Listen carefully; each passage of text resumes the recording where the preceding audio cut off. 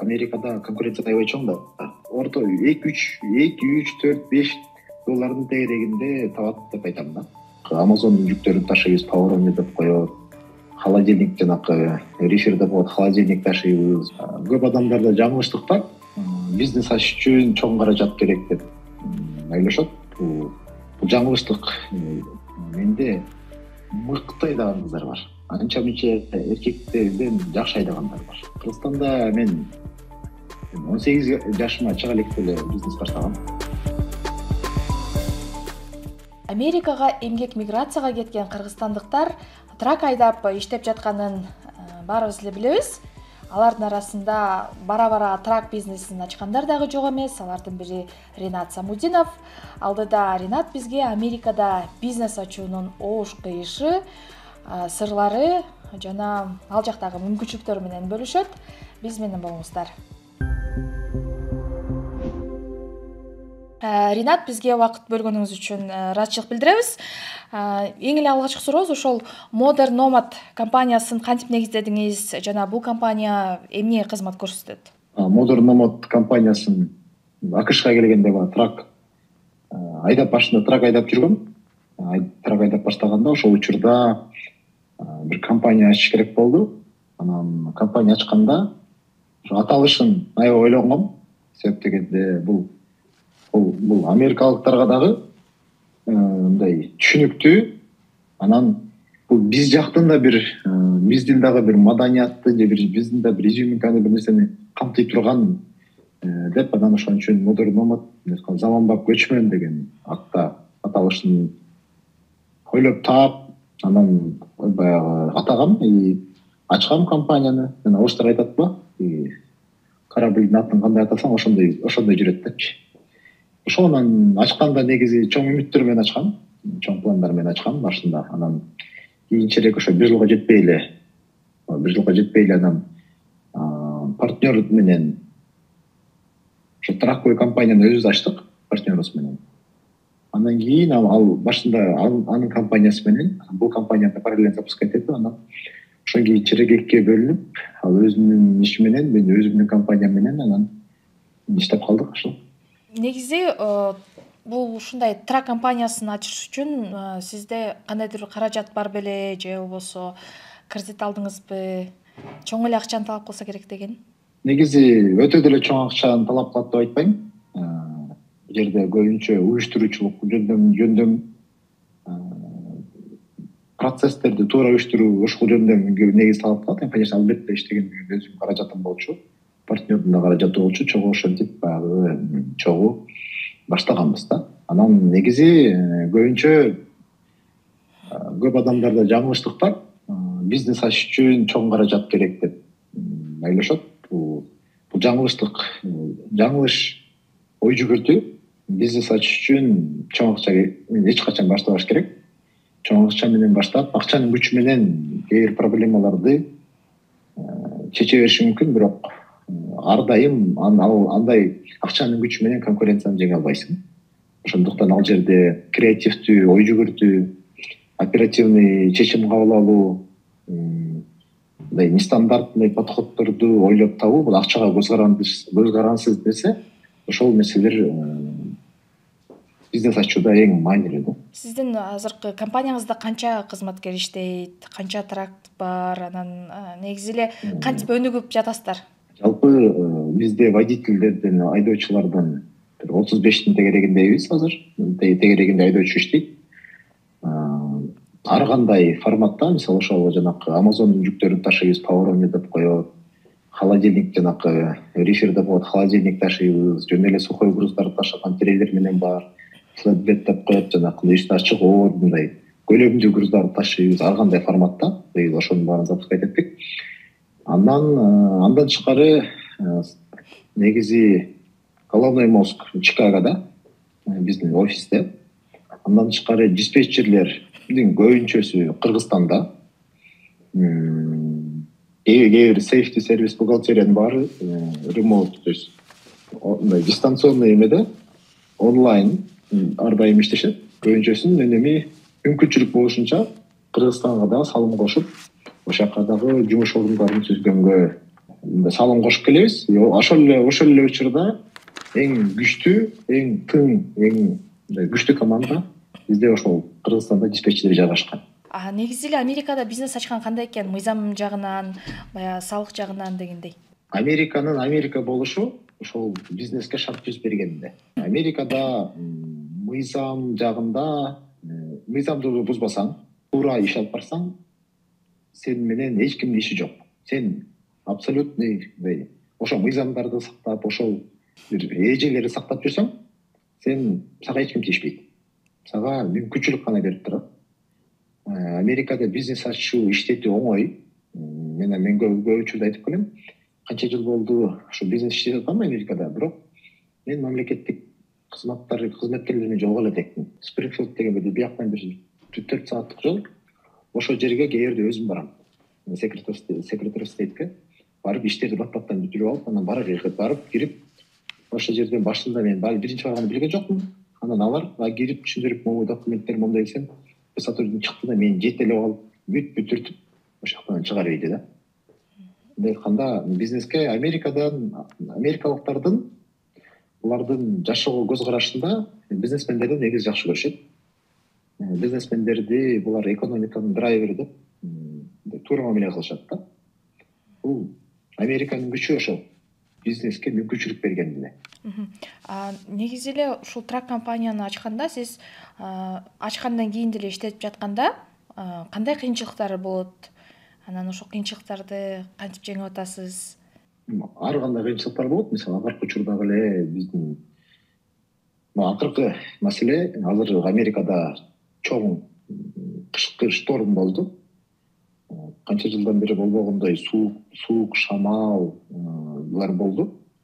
Ошол учурда мен команда менен кеңештим дагы, ушул күндөрү акча таппасак койдук деп, бүт көбүнчө трактарды токтоттук ошол суук болуп турган жерлерде. 70-80% токтотуп, 2-3 күн, 3-4 күн токтоп туралы, акча таппай эле койдук. Зато бизде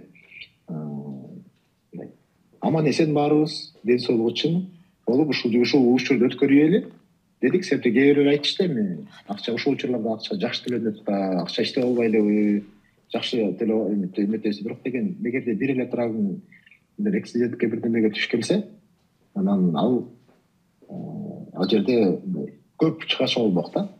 Ошон үчүн оперативный решение кабыл алыш керек. Андан тышкары, мисалы, буга чейин эле менде бир эксидент болду, эми авария болду. Авария дегенде бир машина келип артынан сүздү. Жаңы 23-ч трейлер. Билбейм, азыр эме көрсөтүп атабыз, возможно, трейлер жарабай калды. Эң сонунду, эң жакшысы тиги сүзгөн тараптагы, биз тараптагы адамдарда эч ким эчтеке жабыркаган жок.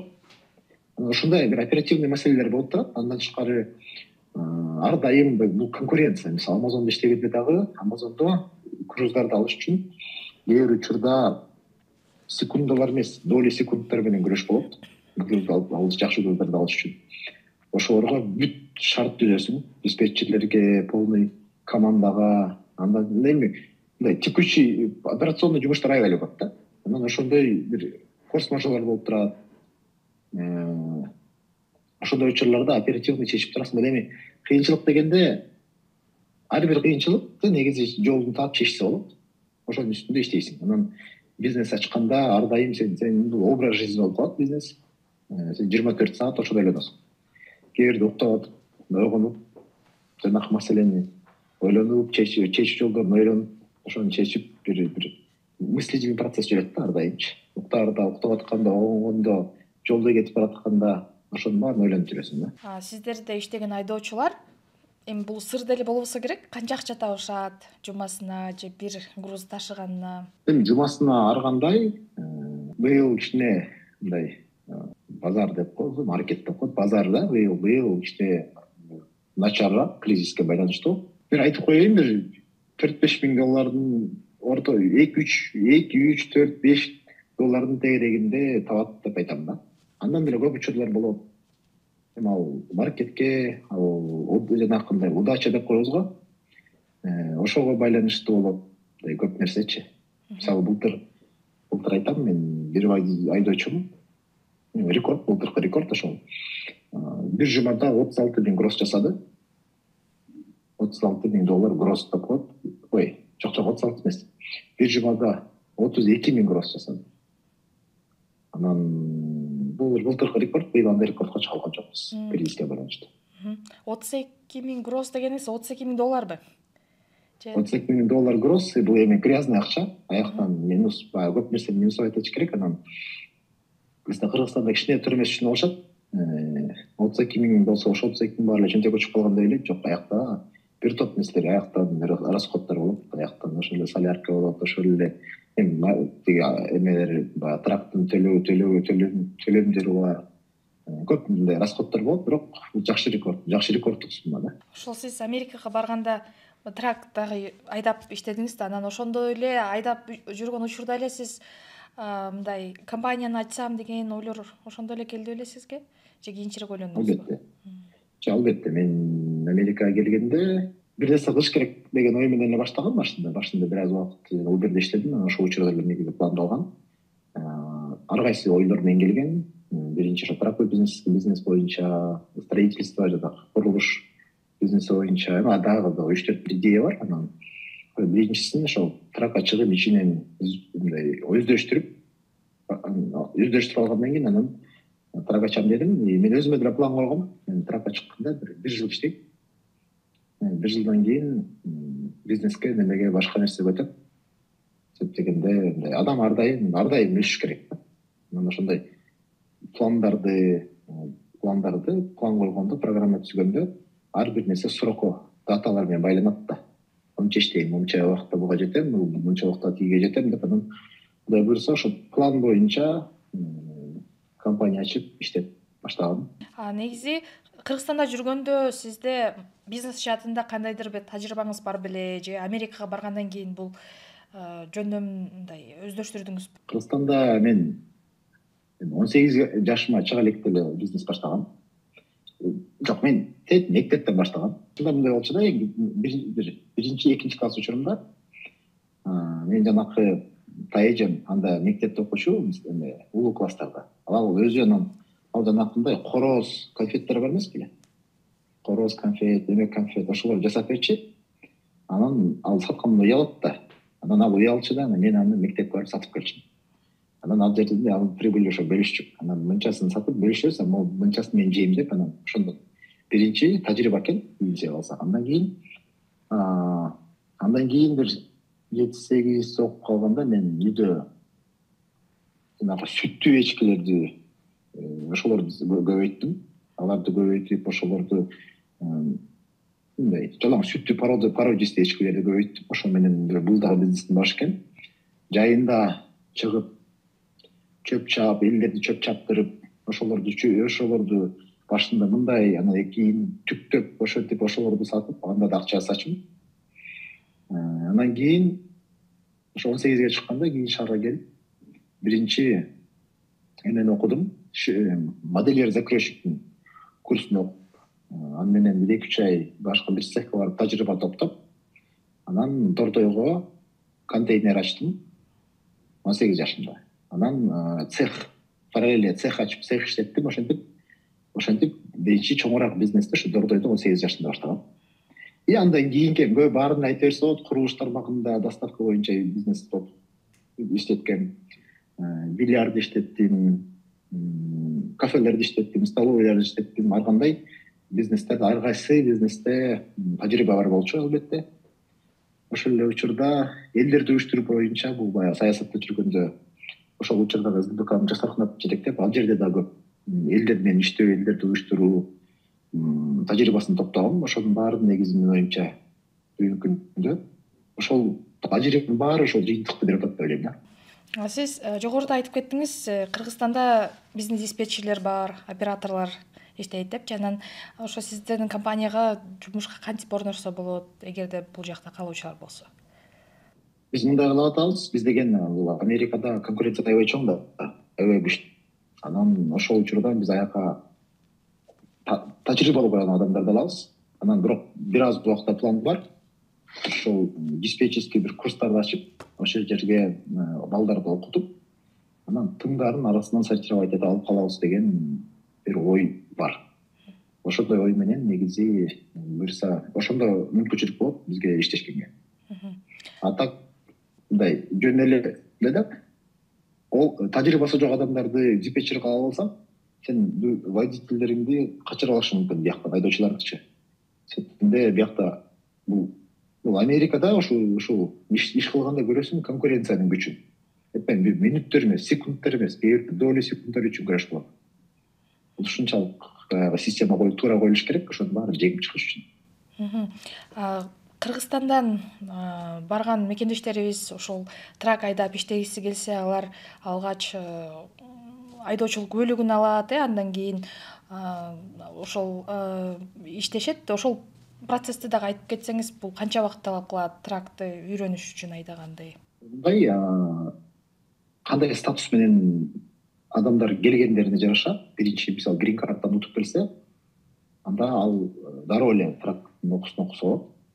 А эгерде виза менен келип статусун алмаштырып андан кийин эмне кылса, анда алар деген ошол секретный номер деп коет.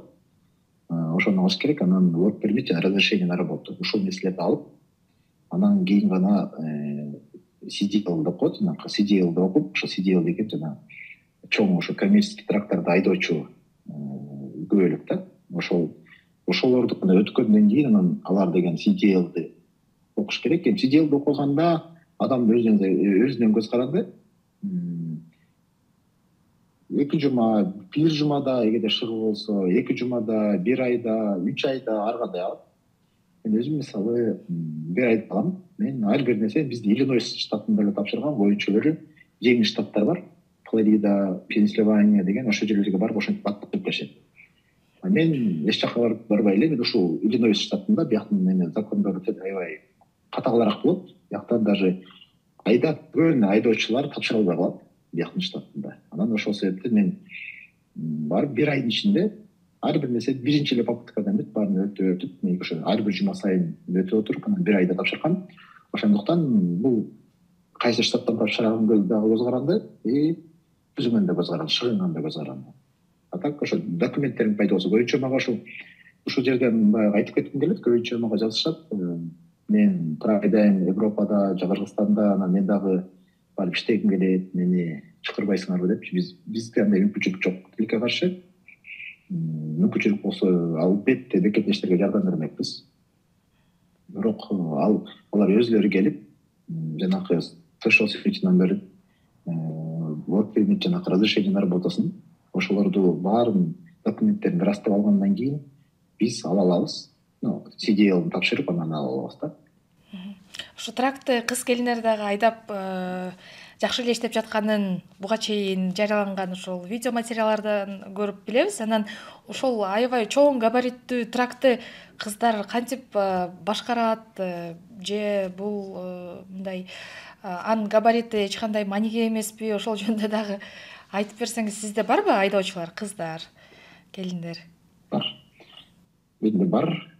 Кыздар бул эми мындай да, бул адам баласы ар нерсе үйрөнөт. Ал кыз эркекке негизи бөлүнбөйт. Менде мыкты айдаган кыздар бар. Анча мынча эркектерден жакшы айдагандар бар. Менде мисалы 3-4 кыз бар. Ошо 3 кыз бир топ эркектерди чагында калтырат. Мисалы кээ бир кыздар жоопкерчиликти билет. Анан баары эмес, арасында да ар кандай бизде историялар болгон, бирок мисалы бир кызды айтсак, ал кыз аттарын атап эле коеюн, билбейм алардын, бирок мисалы ал деген эркектер бербеген суроолорду билет. Алар электроника боюнча, амперлер, эмнелер боюнча ушундай суроолорду билет, тактап. Ал кыз эми техниканы түшүнгөн жагынан бир топ эркектердин алдыда. Бир кыз бар, ал деген мындай тартынбайт. Ал деген мындай бул кыздын жумушу бул дебейт. Трагы бузулуп бирдеме болот, Ренат Можер эмне жок. Кайсеринде оңдоймуш, айтчы, көрсөтүп берчи деп видео связь менен чалып ушундай. Бирок сонун кыздар жоопкерчиликтүү. Анан трактарын жакшы карап турушат. Положен PTI жасашат, PTI деп коет. Айдап чыгармасында тракторду мындай трактын состояниясын карап чыгатсың. Дөңгөлөгүндө жел жетиштүүбү, эч жеринен маякпай элеби, эч жеринен воздух чыкпай элеби, тормозной система ошол эме воздух аркылуу иштейт да. Ошолордун баарын карап контролдоп турушат. Анан алар мага заранее айтышат, бул кыздарчы көбүнчөсү. Бул жер мындай болуп атат, кандай кылалы деп. Все, биз аны пландап, ошонун баарын такат карабыз. Ошол себептен эле кыздардан эмес, бул адамдын өзүнөн зависит. Көз каранды да. Мындай убактыңыз канча бөлүгүн жумушка арнайсыз? Көбүнчө мындай соц тармактардан сизди байкаганыбызда мындай аралыктан эле иштеп дагы коесуз да, өзүңүз айтасыз го, онлайн деле иштей берем депчи, анан ошол эс алганга, саякаттаганга ушундай убактыңыз кенен элеби? Негизи мен 24 саат деп айтпайт, мен 24 саатка жакын эле арнайм. Себеп дегенде иш, бизнес кылам деген адам ошого даяр болуш керек. Мисалы мен самолетто учуп баратканда ошол жерде кичине переживать этип атчам. Мен азыр доступный болбой калдым. Бирдеме болсо, Кудай сактасын, кандай кылабыз деп. Анан бул ар дайым сен изденүүнүн жолундасың. Сен 24 саат уктап атканда да изденишиң керек. Эгерде түштөрүңдө да изденесиң, маселелер болсочу. Ушундай процессте болот адамчы. Анан саякаттаганда мен Америка графигинен иштейм. Мисалы Турцияга барам. Турцияда биякта бир 8-9 саат айырма. Алардын сааты боюнча кечки бир 4-төрдөн баштап түнкү бир 2-3-төргө чейин мен кадимкидей эле телефондо бир жерге кыдырып жүрсөм да телефондо иштеп кете берем. Европага өткөндө жакында барып келдим, аякта деле ошол. Ар дайым процессте иштеп турасың. Ошо дистанционно. Мисалы мен ноутбугумду ачам, ноутбукта мен көрүп турам. Офисте кандай иш болуп атат, Кыргызстанда кандай иш болуп атат, кайсы айдоочум каякта кетип баратат, кандай кетип баратат, анын скорость ылдамдыгына чейин, анын погодный жанагы аба ырайынын шарттарын тең бүт системада көрөм. То есть мен офисин ноутбук менен көрө алам. Ошондуктан мен баягы кетердин астында баардык иштерди жайгарып, пландап, менгерикче өзүм менин физический присутствиемдин кереги жокко чейин кылып баарын даярып, анан бир саякаттарга чыгып келем. Саякатка чыгып келгендин дагы бир жакшы жери, саякаттан аябай зарядталып кетсиң.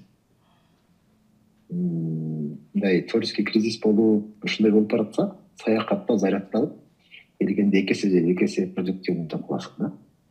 Ошондуктан мындай баарын айкалыштырыш керек. Себеп дегенде саякатта бул жашоонун көп нерсени башкача көз караштар менен карайсың да. Жакшы мүмкүнчүлүктөрдү көрөсүң. Ошол саякатта кетип баратып, мындай процессте жер көрүп, эл көрүп атып, бир топ идеялар ошол жактан келет. Жаңы жараткандыктар ошол жактан чыгат. Ошол себептен негизи ошол жакта жүрүп деле бул иш ойлоносуң. Мына сиз Кыргызстанда дагы бизнес кылып жүрүп турсуз. Анан бул жакта болгондо өзүңүзгө белгилүү болгондой, мисалы текшерүүлөр болуп турат, салык кызматынан, башка да мамлекеттик органдардан улам келип кабар алып дегендей турушат да. Анан айрым учурда эми баягы коррупция дагы бизде жок эмес, бар. Америкада болсо негизи сиз айтып атпайсызбы, мамлекеттик кызматкерлер дээрлик көрбөйм депчи. Анан чын эле мындай келип кеңсеге келип же мындай текшерип кетишпейби? Андай жокпу? Жок, жөндөн жөн келбейт. Эгер текшере турган болсо, аудиттер болушу мүмкүн. Аудит болсо, биз деле аудит өткөнбүз, бирок анын баарын онлайн өткөнбүз. Онлайн телефондон эле документтерди эме кылып, мыйзамга ылайык иштеп атасыңбы деген сыяктуу нерселер болот. Анан аларды ошондой дистанционно эле өткөнсөң, келип деле текшериши мүмкүн. Анан биз ошо аудитке жеткирүүгө аракет кылабыз. Биз баарын тыкыр жасайбыз. Мисалы биздин компаниянын жанагындай рейтинги деп коебуз го. Компаниянын рейтинги абдан жакшы. Көп компанияга караганда биз алдыдабыз. Биздин компаниянын эң негизги саясатында бул коопсуздук маселеге биринчи орунга коюп барабыз. Анан Америкада аябай жакшы сөз бар, safety first деп коет. Бул деген коопсуздук биринчи орунда депчи. Ошол ар бир нерседен коопсуздук биринчи орунга коюлат дагы. Анан ошол үчүн биз ошондой биздин жанагы рейтингди жакшы бир мындай деңгээлде кармагандыктан мындай текшерүүчүлөрдүн келишине дагы биз келбешине аракет кылабыз да. Алар келсе дагы убакыт көрөт эмне кереги бар? Андан ал бир эле текшерүүчү керек эмес. Биздин рейтинг жакшы болсо бул жакшы жүк алышына, биздин айдоочулар жолдо башка полициялар токтотуп текшере бербешине бир топ нерселерге мисалы жана страховка деп коет иншуранс. Ошо страховканын арзаныраак төлөшүнгө көп мындай комплекс нерселер бар. Ошолордун баарына таасир берет да. Ошол нерселерди комплекстүү башкарасың да. Анан Кыргызстанда биякта ошол система туура коюлган да. Эгерде сен өзүңдүн милдетиңге так аткара берсең, сага эч ким тиешпейт. Кыргызстанда бизде ошондой системалар иштебейт. Кыргызстанда бизде ошо коррупция деген бар, текшерүүлөр болот. Ошондуктан Кыргызстанда бизнес жакшы өнүкпөй эле да. Эгерде менин оюмча Кыргызстанда дагы ошондой бизнеске шарт түзүп берсе, ошол бизнес кыргыз элин багып кетет. Ар бир элин бакка бул бизнесмендер.